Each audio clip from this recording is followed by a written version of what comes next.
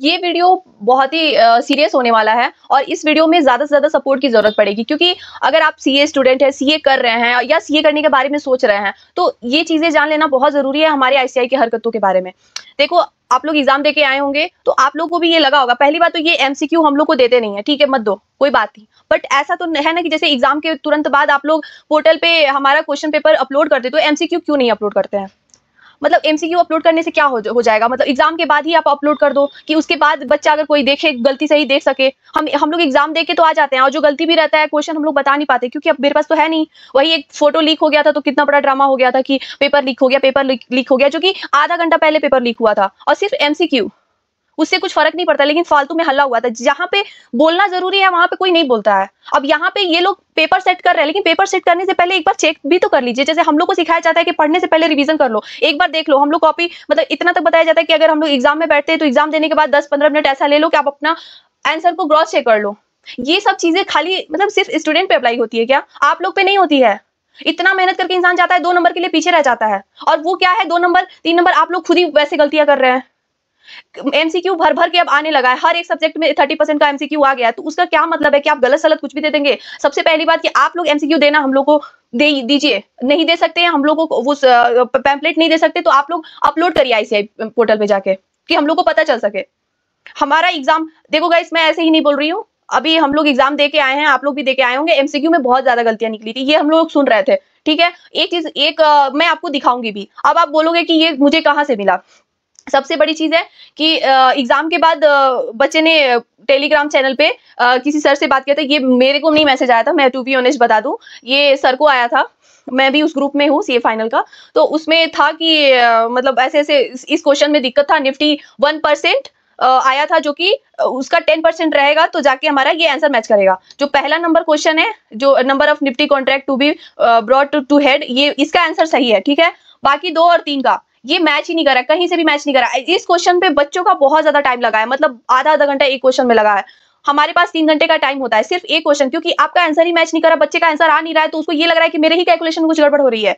आपको multiple triple time उसको number grace mark देना चाहिए, वो तो नंबर तो मिल जाएंगे, लेकिन हमारा टाइम जो आधा घंटा 1 घंटा बर्बाद हो रहा है आपके गलत आंसर की वजह से। गलत आंसर की वजह से मतलब बच्चे को कंफ्यूजन होती है कि अरे मेरा ही आंसर गलत आ रहा है, हो सकता है मेरे से कैलकुलेशन कुछ गड़बड़ हुई हो।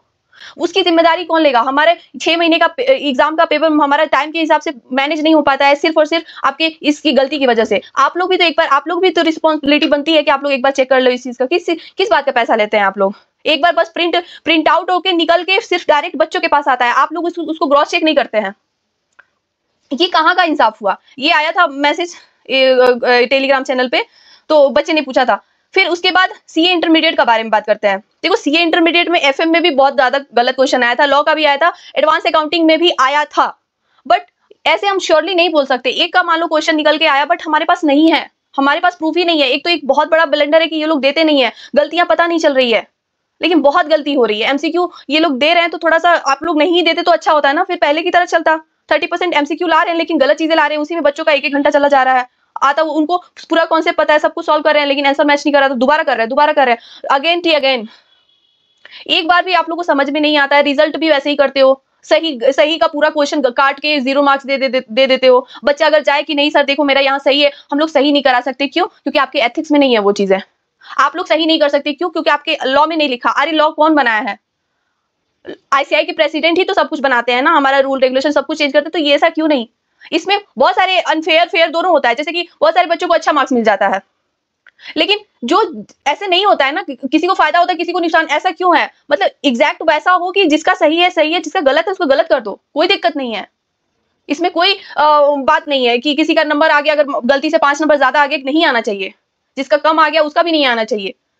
तो ये सारी चीजें गाइस हम लोग को थोड़ा सा इस पे थोड़ा ध्यान देना चाहिए। और प्लीज आईसीआई, अगर ऐसा होता है तो आप लोग रिस्पॉन्सिबल हो बच्चों के मार्क्स को लेके। वैसे बच्चों को जिसमें आपने खुद ही आंसर गलत लिखा हुआ है, उस बच्चे ने बहुत टाइम लगाया होगा, डबल ट्रिपल ग्रेस मार्क आपको देना चाहिए, क्योंकि हम लोग भी बहुत मेहनत करते हैं। ऐसे उठ के जाके कोई एग्जाम नहीं देता है, सीए एग्जाम में बहुत मेहनत लगती है, आप लोगों को भी पता है ये चीज।